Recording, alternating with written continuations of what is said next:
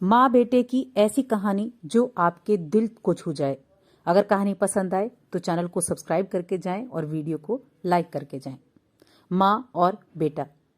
माँ, मुझे कुछ महीनों के लिए विदेश जाना पड़ रहा है। तेरे रहने का इंतजाम मैंने वृद्ध आश्रम में करवा दिया है।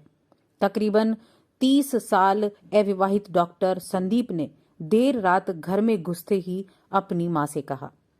तब माँ बोली, बेटा, तेरा विदेश जाना जरूरी है क्या? माँ की आवाज में चिंता और घबराहट साफ झलक रही थी। तब डॉक्टर संदीप बोला, माँ, मुझे इंग्लैंड जाकर कुछ रिसर्च करनी है। वैसे भी तो कुछ महीनों की ही बात है, फिर मैं आपको वापस घर ले आऊंगा। जैसी तेरी इच्छा बेटा, मरी सी आवाज में माँ ने कहा। यह कहकर माँ सोने चली गई। दूसरे दिन संदीप माँ को पड़ोस के एक वृद्ध आश्रम छोड़ आया। वृद्ध आश्रम में आने पर शुरू में हर व्यक्ति के चेहरे पर जिंदगी के प्रति हताशा और निराशा साफ झलकती थी, लेकिन जानकी देवी जी के चेहरे पर वृद्ध आश्रम में रहने के बावजूद कोई शिकन न थी। एक दिन आश्रम में बैठे कुछ बुजुर्ग आपस में बात कर रहे थे। उनमें से 3-4 महिलाएं भी थीं। उनमें से एक महिला बोली, डॉक्टर का कोई सगा संबंधी नहीं था क्या जो अपनी माँ को यहाँ छोड़ गया? तब वहां बैठी एक महिला बोली, जानकी देवी जी के पति की मौत जवानी में ही हो गई थी। तब संदीप करीब 5 साल का था। पति के मौत के बाद जानकी देवी जी और उसके बेटे को रहने और खाने के लाले पड़ गए थे। तब किसी भी रिश्तेदार ने उनकी मदद नहीं की थी। जानकी देवी जी ने दूसरों के घर में झाड़ू पोछा करके अपने बेटे संदीप को पढ़ाया लिखाया। संदीप भी पढ़ने लिखने में बहुत होशियार था, तभी तो वह डॉक्टर बन गया।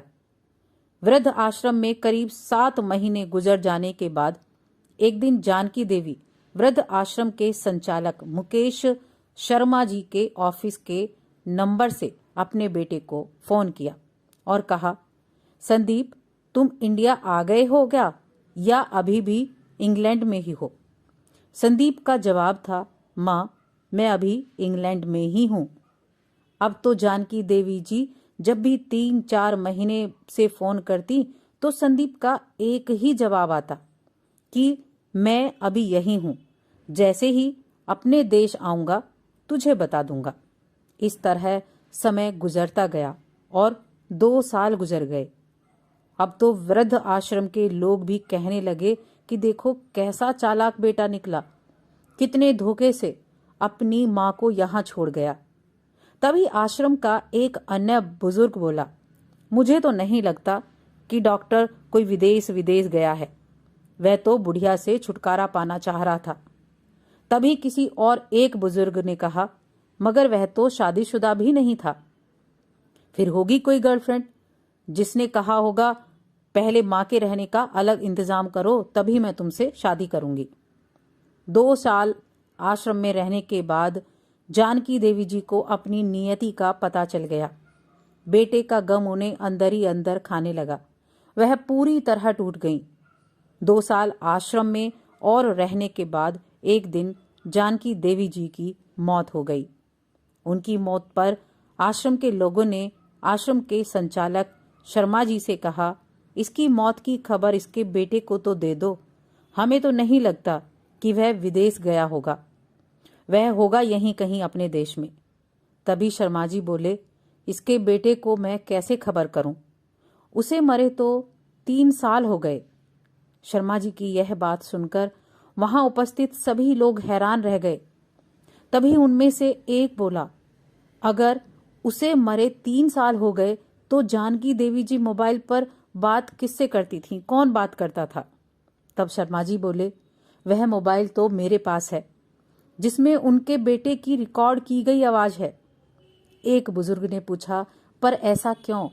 तब शर्मा जी बोले, करीब 4 साल पहले जब संदीप अपनी माँ को यहाँ छोड़ने आया था तो उसने मुझसे कहा कि शर्मा जी, मुझे ब्लड कैंसर हो गया है और डॉक्टर होने के नाते मैं यह अच्छी तरह से जानता हूँ कि इसके आखिरी स्टेज में मुझे बहुत तकलीफ होगी।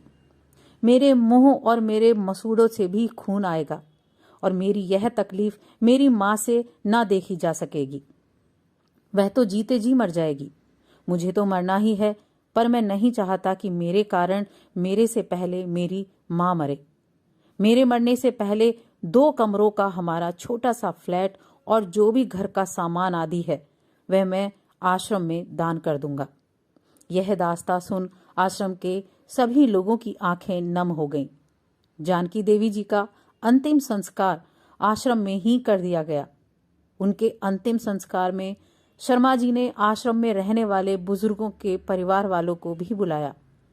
माँ बेटे के इस अनमोल प्यार और अटूट दास्तां का कुछ लोगों पर इतना असर हुआ कि कुछ बेटे अपने बूढ़े माँ बाप को वापस घर ले आए।